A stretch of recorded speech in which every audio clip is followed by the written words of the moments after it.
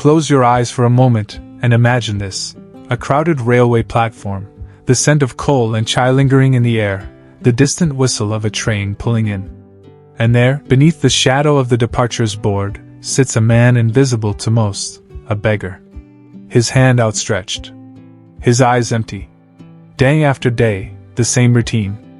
Until one afternoon, everything changed. What happened that day didn't just transform his life. It revealed a truth so powerful, it could change yours too. Stay with me, dear friend, because this story is more than just a story. For years, Michael had known only one way to survive: asking. Every morning, he'd settle onto the cold platform floor, watching feet pass by. Some polished, some worn. Some hurried, some hesitant. And occasionally, a coin would fall into his cup. That was his world.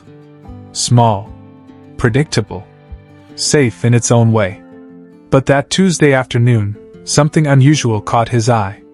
A man in a charcoal gray suit stepped onto the platform. Everything about him spoke of success. The way he carried himself, the shine of his shoes, the quiet confidence in his stride. Michael's heart quickened. This man has money, he thought. Real money.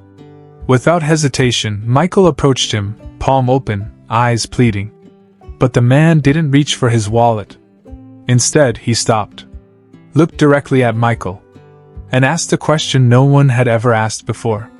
Do you only take, or have you ever given? The words hung in the air like smoke. Michael blinked, confused. Sir, I'm just a beggar. I have nothing. What could I possibly give? The man smiled, not unkindly, but with a strange sort of knowing. Then you have no right to receive, he said softly. I'm a businessman. I believe in exchange. You give me something of value, I'll give you something in return. But if you offer nothing, I have nothing to offer you either. And with that, he boarded the train. Gone. Michael stood there, frozen. The platform buzzed around him, but all he could hear were those words echoing in his mind. Have you ever given? Before we continue, may I ask a small favor? If this story is touching your heart, would you take just a moment to like this video, leave a comment below, and subscribe? It helps more people find these stories. Thank you truly. Now back to Michael. That night, Michael couldn't sleep. He lay on his thin blanket under the open sky, staring at the stars. The businessman's words played over and over in his head like a song he couldn't shake. Why should anyone give me anything if I offer nothing in return? For the first time in years, Michael felt something stir inside him. Not anger.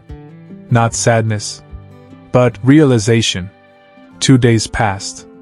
He didn't beg. He just sat. Watching. Thinking.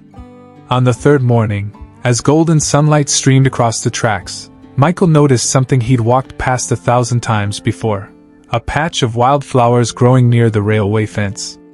Bright yellow, soft purple, delicate white petals swaying in the breeze. The train pulled in. They boarded together, heading toward their futures. And so, dear friend, what does this story ask of us? It whispers a truth we often forget.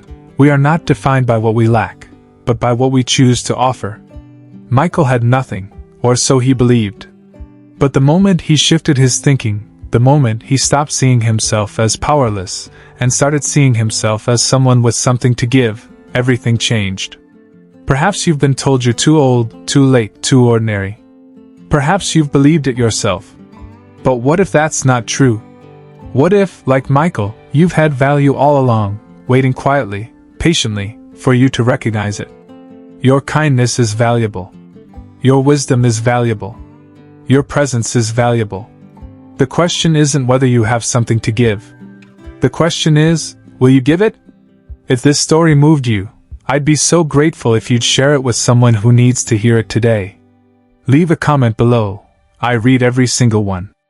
And until next time, may you see yourself the way the world is waiting to see you. With love and light.